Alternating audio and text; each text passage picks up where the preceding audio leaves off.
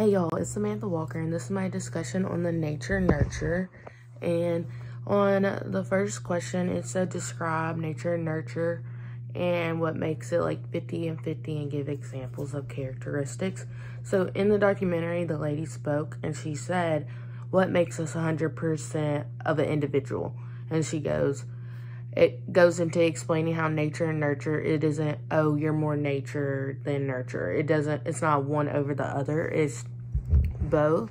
So examples of nature to me is just like how the world works and like things in the world. So like where you live based on your environment and the situation you're living in, like whether you live in a big city or whether some people are not as fortunate that aren't in the United States and raised from there.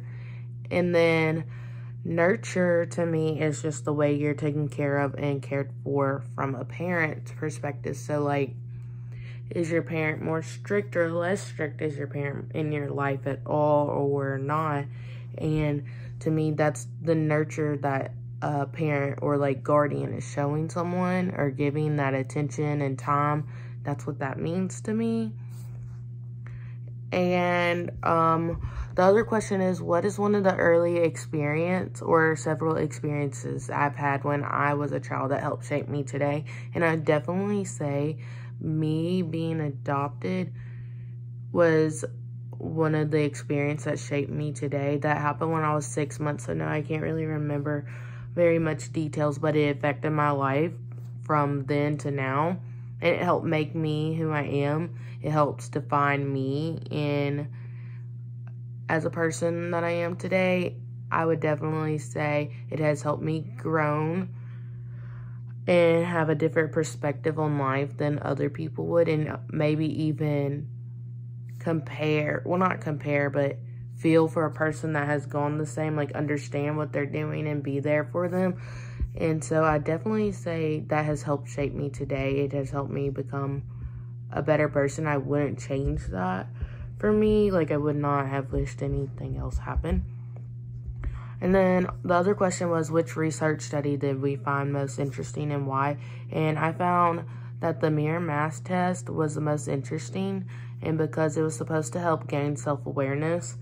The child before 18 months had no notion on who they were when they were looking in the mirror. They didn't even recognize themselves. They just thought it was a whole different person. Then they show themselves a reflection of them. And then after that, they'll show themselves of a reflection of someone that is doing or mimicking the same thing that they were doing. And the babies that were 18 months or less, it tended to confuse them, and they weren't understanding what was going on when they saw their reaction. When they were like 4 months, maybe earlier, but from the 8 to below. But when they saw the lady mimicking what they were doing, they tend to smile more, be more engaged, and just someone else's reflection. And it just, what they were saying, how it means they were more socially involved, or they will be more socially involved. And the man in that study also said how it is healthy for your child to learn self-identity.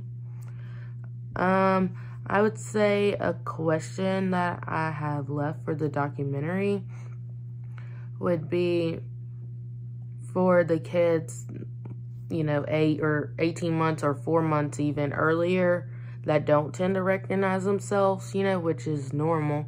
What is a way that we could help them become more self-aware at an earlier age?